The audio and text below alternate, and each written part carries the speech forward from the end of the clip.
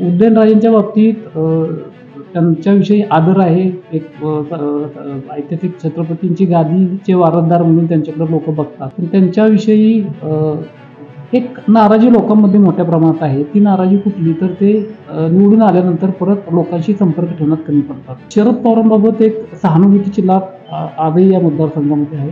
त्या सहानुभूतीच्या लाटेचा फायदा त्यांना मिळू शकतो. कागदावर जर गणित मारली तर उदयनराजे प्रचंड स्ट्रॉंग आहे. नमस्कार, मी संदीप. लोकसभा मतदारसंघाचा आपण आढावा घेतोय. आज आपण सातारा लोकसभा मतदारसंघात आलोय. साताऱ्यात उदयनराजे भोसले जे भाजपकडून उमेदवार आहेत, तर राष्ट्रवादी काँग्रेस शरद पवार गटाकडून शशिकांत शिंदे अशी तगडी लढत यावर्षी होणार आहे. गेली 25 वर्ष राष्ट्रवादीची सत्ता साताऱ्यात आहे. त्यामुळं साताऱ्याचा गड भाजप राखणार की आता राष्ट्रवादी काँग्रेस पुन्हा निवडून येणार, ह्या सगळ्या गोष्टींचं समीकरण, एक विश्लेषण आपण सहयोगी संपादक साताऱ्याचे त्यांच्याकडून जाणून घेऊया. तर तुमचं स्वागत आहे. कशी लढत आहे? तर संदीप, मला असं वाटतं की सातारा जिल्ह्यातील म्हणजे सातारा मतदारसंघातील हवा कशी आहे हे जर जाणून घ्यायचं असेल आपल्याला, तर काही गोष्टी आपण बघितल्या पाहिजेत. आपल्याला कल्पना आहे की सातारा हा मतदारसंघ राष्ट्रवादीचा बालेकिल्ला आहे आणि साधारणतः 1999 शरद पवार यांनी काँग्रेसमधून बाहेर पडून राष्ट्रवादी काँग्रेसची स्थापना केली आणि त्यानंतर आजपर्यंत जेवढ्या काही इलेक्शन झाल्या, लोकसभेच्या ज्या निवडणुका झाल्या, त्या सगळ्यामध्ये इथल्या मतदारांनी शरद पवार यांना साथ दिली. आणि त्यापूर्वीही म्हणजे 1999च्या अगोदरही, म्हणजे अगदी 1991 पासून 51 पासूनचा जरी आपण उल्लेख केला, जर विचार केला तरी सुद्धा हेच लक्षात येतं की त्या काळात काँग्रेस विचाराचे उमेदवार इथं निवडून येत होते. अपवाद फक्त मला वाटतं 1996चा, त्यावेळेला शिवसेनेचा खासदार इथल्या लोकांनी दिला होता. आता जे माढ्याचे जे रणजितसिंह नाईक निंबाळकर उमेदवार आहेत, त्यांचे वडील हिंदूराव नाईक निंबाळकर ते त्यावेळेला विजयी झाले होते. तर तेवढा अपवाद वगळता सातत्यानं काँग्रेस विचाराचा उमेदवार या ठिकाणी निवडून आलेला आहे. आता हे सगळं असं असताना म्हणजे अगदी यशवंतराव चव्हाणांनी सुद्धा या मतदारसंघाचं नेतृत्व केलेलं आहे आणि पूर्वीपासून असा ज्याला आपण यशवंत विचार म्हणतो, तो एक यशवंत विचार जपणारा असा इथला मतदार आहे पूर्वीपासून. आणि मधल्या काळात भाजपने अगदी जंग पछाडलं की हा उमेदवार आपल्या ताब्यात कसा घेता येऊ शकेल म्हणून. साधारणतः अनेक प्रयोग केले त्यांनी, म्हणजे अगदी उदयनराजे असतील, शिवेंद्रसिंहराजे असतील, हे पूर्वी राष्ट्रवादी काँग्रेसमध्ये होते, त्यांचा पक्ष प्रवेश केला, त्यांना पक्षात घेतलं आणि असे खूप प्रयोग केले त्यांनी. आणि कुठल्याही परिस्थितीमध्ये राष्ट्रवादी काँग्रेसचा हा जो बालेकिल्ला आहे तो पाडायचा, हस्तगत करायचा, यासाठी खूप प्रयत्न केले, पण ते त्यांना शक्य झालं नव्हतं. आत्ताची ही निवडणूक, मगाशी मी जसं म्हटलं की काही वैशिष्ट्य या निवडणुकीला आहेत. तर आपण पाहतो की राष्ट्रवादी काँग्रेसमध्ये उभी फूट पडलेली आहे आणि त्यानंतर ही पहिल्यांदाच निवडणूक होती ही. आणि आजपर्यंत राष्ट्रवादी काँग्रेसला ज्या पद्धतीनं साथ दिली इथल्या लोकांनी, आता राष्ट्रवादीतल्या फुटीनंतर काय होणार याचं उत्तर या निकालातून आपल्याला मिळणार आहे.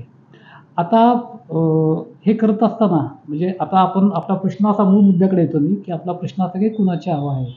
अर्थात दोन्ही तुल्यबळ उमेदवार आहेत आता. म्हणजे शशिकांत शिंदे सुद्धा ज्याला आपण एक संघर्ष केलेला नेता, ते त्यांची ओळख आहे, ते आहेत. उदयनराजेंबाबत तर बोलायलाच नको, ते छत्रपती शिवाजी महाराजांचे वंशज आहेत आणि त्यामुळं सातारकरांमध्ये म्हणजे एक आदराची भावना त्यांच्याबाबत निश्चितच आहे.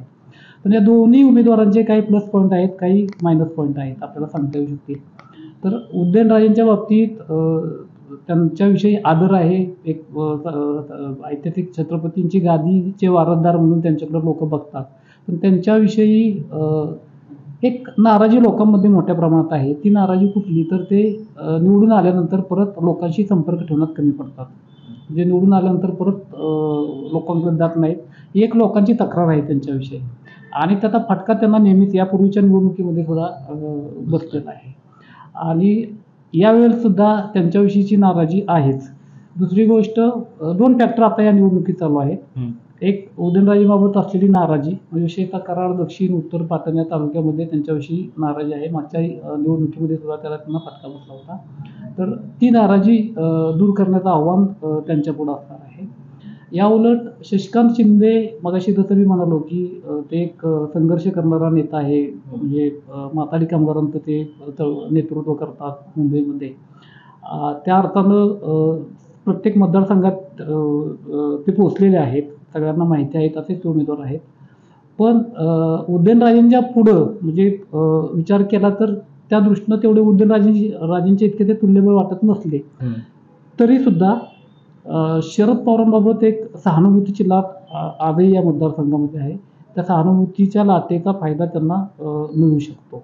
म्हणजे अशा दोन्ही गोष्टी आहेत, एक उदयनराजेंबाबतची नाराजी आणि इकडं शरद पवार यांच्याबाबत असलेली सहानुभूती. हे दोन फॅक्टर मोठ्या प्रमाणात या निवडणुकीत काम करतायत. ह्याच्यामध्ये जो वरचढ ठरेल म्हणजे जे सहानुभूतीची मतं शशिकांत शिंदे किती आपल्याकडे त्याचं मतात रूपांतर करायला किती यशस्वी होतील आणि नाराजी दूर करण्यात उदयनराजे किती यशस्वी होतील, हे दोन भाग हा निकाल ठरवणार आहे. शिवेंद्रराजेंची मदत होणार का उदयनराजेंचा? आणि दोन राजांमधला वाद नेहमी समोर येतो साताऱ्यात, ते प्रकरण काय?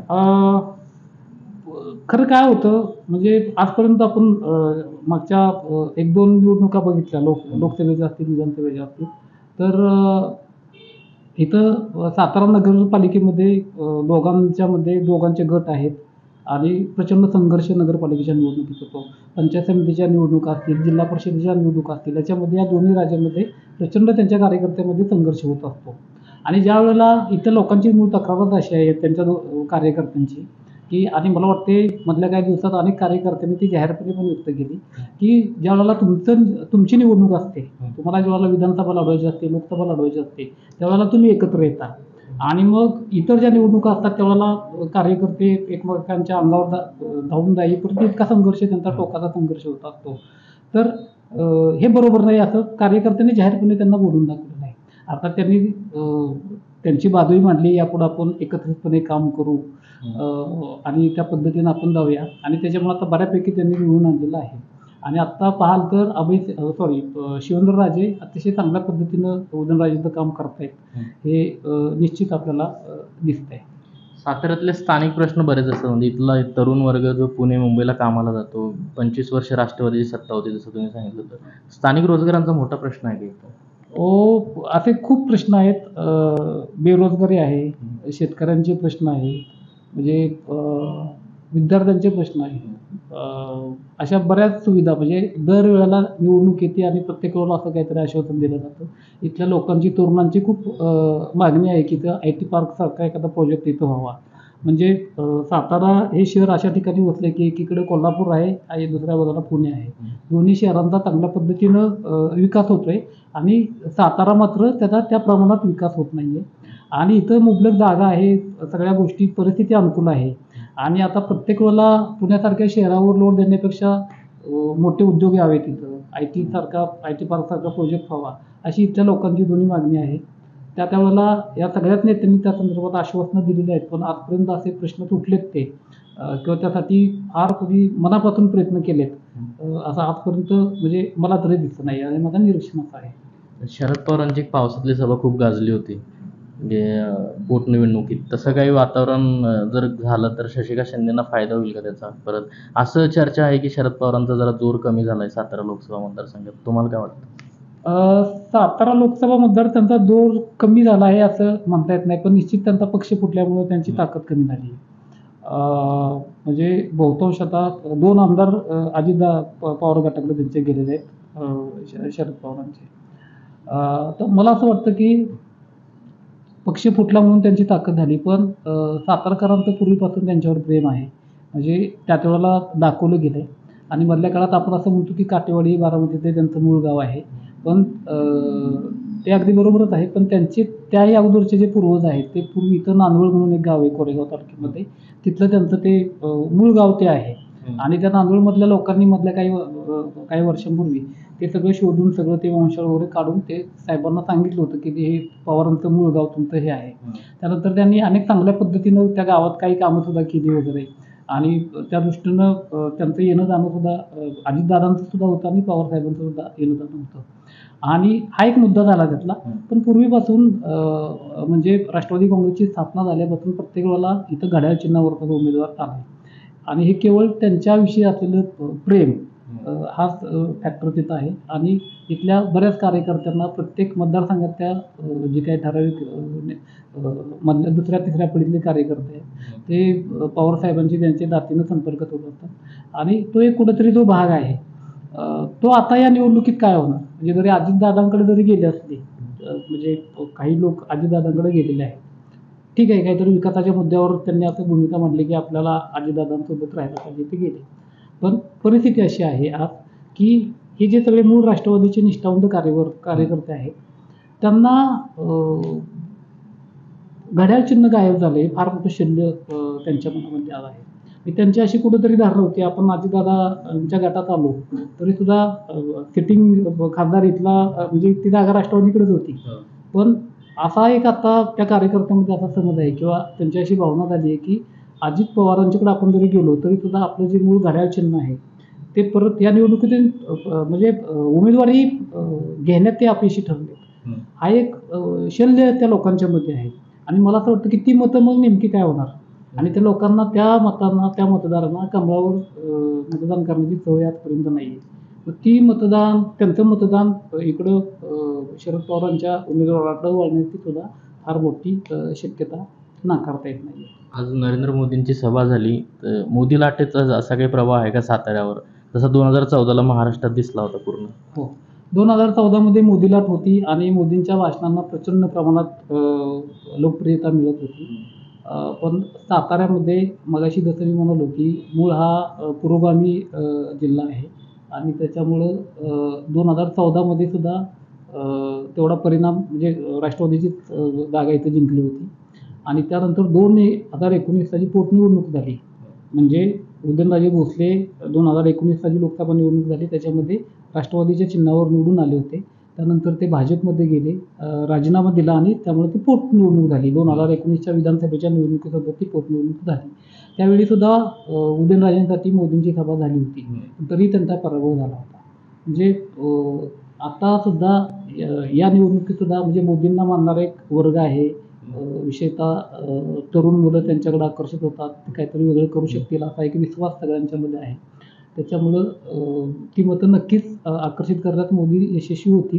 पण फार परिणाम होईल असं सध्या तरी दिसत नाही. आणि आजच्या सभा पाहिल्यानंतर सुद्धा सभामुळं ती कराडला घेण्याचं कारणच ते असं होतं की तिथं कराड भागातून उदयनराजेंना नेहमी फटका बसतो मतदानामध्ये, त्यामुळं तिकडं सभा घ्यावी असा एक त्यांनी विचार केला असावा आणि तिथं ती सभा झाली.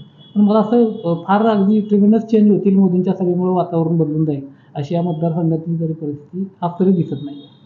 आता याच्यामध्ये विषय राहतो का पुढचे जे काही 10 दिवस राहिलेले आहे, म्हणजे तसं जर पाहिलं तर उदयनराजे कागदावर जर गणित मांडली तर उदयनराजे प्रचंड स्ट्रॉंग आहे. म्हणजे महायुतीकडे 4 आमदार आहेत, हे 4 आमदार आणि सगळे प्रबळ असे आमदार आहेत, ते ताकदवान आमदार आहेत. त्यांच्या मतदारसंघात त्यांनी शक्ती आहे. त्यांनी जर मनापासून काम केलं तर उदयनराजेंचा विजय हा निश्चित आहे, इतका पण म्हणू शकतो.